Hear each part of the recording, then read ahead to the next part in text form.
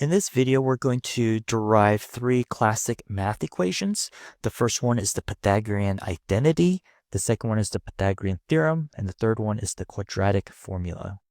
The first one we're going to derive is the Pythagorean Identity.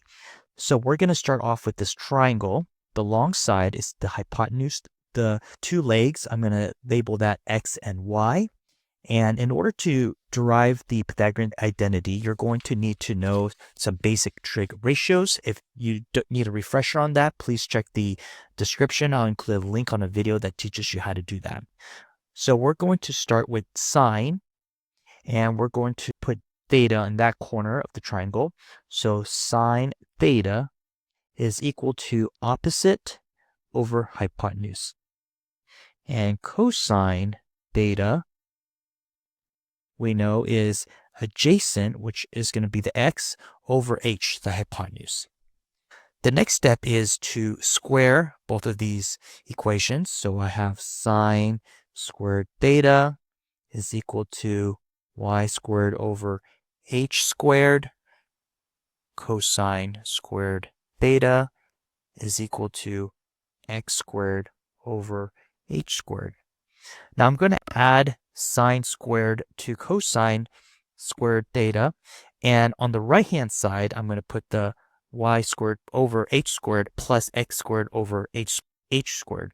Okay, so on the left hand side we have sine squared theta plus cosine squared theta, and on the right hand side I have y squared over h squared plus x squared over h squared. Okay, so if we take a look at the denominator here, we notice they have the same denominator. So I'm going to combine the terms on the top. So y squared plus x squared divided by x squared. Now, if you take a look at the triangle, x and y are the legs of this right triangle. So we square the x plus the y squared. That's going to give me h squared according to the Pythagorean theorem. Okay, so this is going to be h squared divided by h squared, which is going to be equal to 1, So I can rewrite this as sine squared theta plus cosine squared theta is equal to 1. Now, this probably leads you to wonder, how do we know the Pythagorean theorem is true? And that's what we're going to prove next. So now we're going to derive the Pythagorean theorem, and we're going to do that by using these two squares. We have a bigger square and a little square. Both of them are squares, so that means each of the sides are going to be equal. For the small square, the sides, I'm going to call that c, a length of c. On the big square, where the corners of the small square are touching, the short length, I'm going to call that a, and the long length, I'm going to call that b. So I'm going to first add up the area of the big square by adding up the area of the triangles plus the area of the small square. So we have 4 triangles, and each triangle has a area of 1/2 base times height, 1/2 times a times b, plus the area of the square, which is going to be c squared. Now I can also measure the area of the square by multiplying the sides of this big square.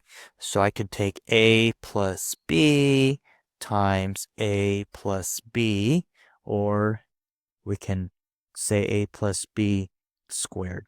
Okay. Now, the area from using both of these equations, they should equal each other because we're measuring the area of the same square, the big square.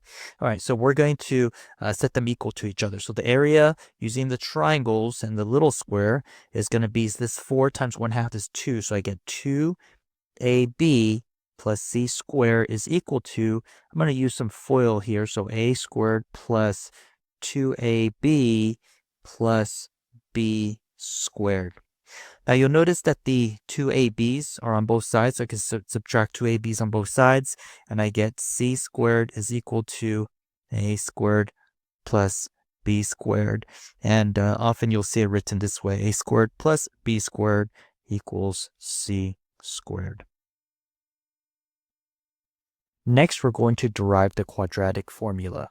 So we're going to start with this equation, ax squared plus bx plus c equals 0. And we're going to assume that a is not equal to 0. We're going to first divide a on both sides. And then we're going to subtract c over a on both sides. Next, we're going to complete the squares by adding b over 2a squared. And then we're going to simplify into perfect squares. Next, we're going to square root both sides. And on the right side, I'm going to find the common denominator on the bottom and then combine these terms. Next, I'm going to subtract the b over 2a on both sides. And then since these have the same denominator, we'll go ahead and combine these two terms. And we get x is equal to negative b plus or minus square root b squared minus 4ac, all divided by 2a.